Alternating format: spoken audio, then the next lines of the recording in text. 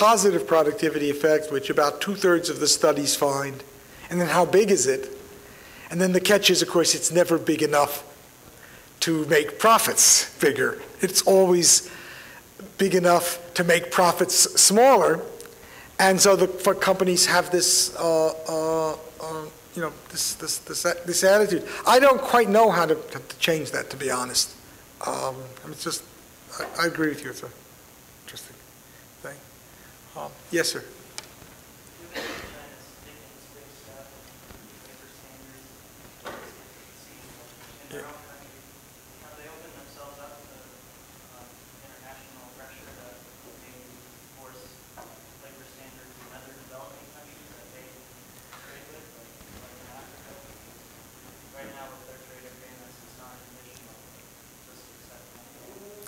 I'd say no. I mean, I think China's got enough on its plate if it's going to, you know, work this out.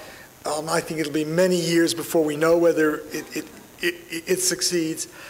You know, typical Chinese way of operating is depending how serious the government is, which depends a little bit on how scared they are, there's going to be more disorders from things. They'll try out some really strong enforcement in some province. If they find out that works, they then will try to bring it to the nation. But they've been very, and I think correctly, I believe this is right, they've moved generally slowly, thoughtfully. They don't push, they're non-revolutionary. Much more evolution, and that's the way they operate. Oh, Nelson, yeah. Then I'll get this lady. Okay. First half of your talk, you put a lot of weight on really various consumers and agitators and their related to brands. You know, you had several examples of brands, Gap and Nike. But actually, brands may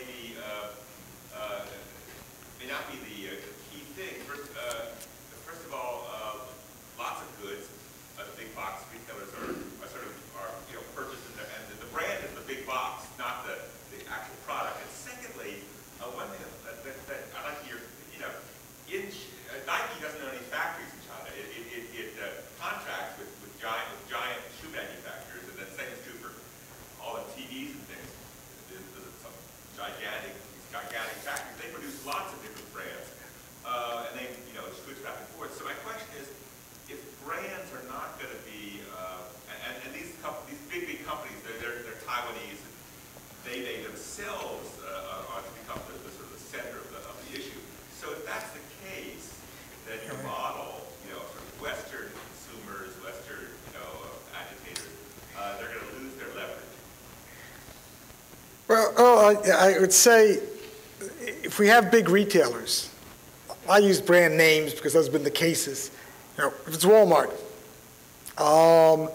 and Walmart is selling things, and it becomes Walmart, it could be the retailers. I mean, the leverage we as consumers in the West have is on brands or on the stores we buy in, the retailers. And, that's, you might say, well, it's not a massive pressure, maybe. But that's the tools we have. I don't know what else we have. We can obviously help the environmental groups or the labor groups in those countries. That's another. We can provide assistance of that kind. We have to be careful, and we can, I suppose, do some things with their governments and so on and so forth.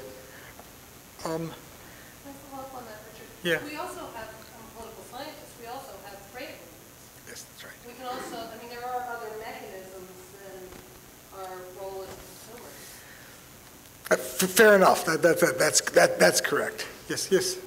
Following that, in fact, the only example that you gave of American pressure actually causing change was when Democrats pushed for better change in the China law. Because in your example of the experiments, those consumers actually didn't even ask whether the label really meant anything. The label was meaningless. Well, they obviously believed they were paying. You've got two things there. It wasn't the Democrats in Congress that played a big role. It was just they were trying to counterbalance and the Chinese guy felt that was helpful. That's the correct thing. No, we've had an effect with our trade law with Cambodia, and Cambodia has found that they are protected to a certain extent with the retailers because Cambodia. There still are terrible things going on in Cambodia labor, but the U.S. trade treaty, then the ILO and our Department of Labor, there's been an effort to improve things, and you can put your things in Cambodia instead of Bangladesh or China, and you're able to say you're doing if you put a label on, that label will work. No, but the point is, you need somebody to do good, believable labels and enforce it. And I sloughed over that part of the talk because I figured I was running out of time. And that's a big issue. There are discussions going on now between different labeling groups about can they bring out a label that you trust. You buy these tuna fish things that says whatever it is, made not, I don't know, they don't kill baby tunas or something. Yeah. And you have organic labels, and you can't be absolutely positive.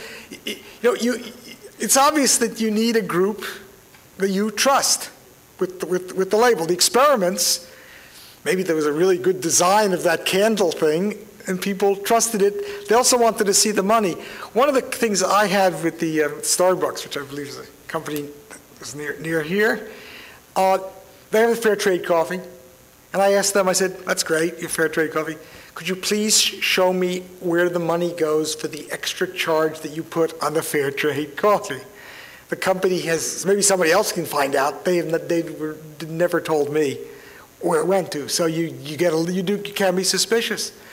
Though obviously the danger to the company is if somebody finds out that all of that money is going into the pockets of the executives, there would be such a risk would have been taken, that we think that would blow up in their face. This lady had her hand for a while, and then this gentleman, then I'll stop. I wanted to go back to, without spending too much time on the Chinese labor law, I did want to return to that a little bit because one of the features of our relations with other countries has been a remarkable blindness on the part of labor here or labor, people who care about labor here to the attempts of people in other countries to get better labor laws and enforce their labor laws vis-a-vis our corporations. And when you put up the new Chinese labor law, and I looked at it as an employment lawyer and saw that almost everything on there was not the law in the United States,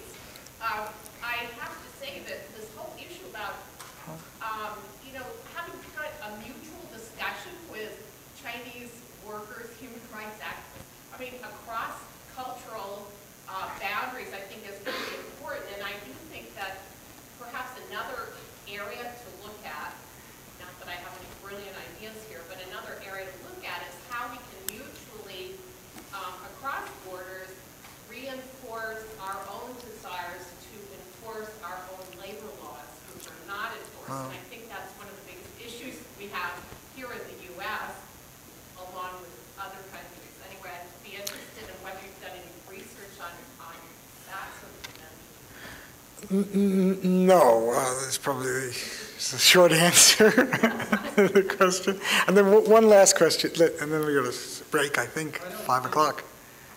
Oh, yes, it's 2 minutes, it says here. I don't think your thesis is true in the United States. It seems like deindustrialization has led to lower standards in the United States. There's a class war going on here. Your thesis is mostly, I think, about China ignoring the U.S. class war, which is the result of factory jobs that are going elsewhere. I disagree with probably 2 parts of your statement. The decline of the deindustrialization of the U.S., decline of U.S. manufacturing is part of worldwide decline of manufacturing. Even as China has taken over manufacturing production, the employment in manufacturing in China has gone down. Almost every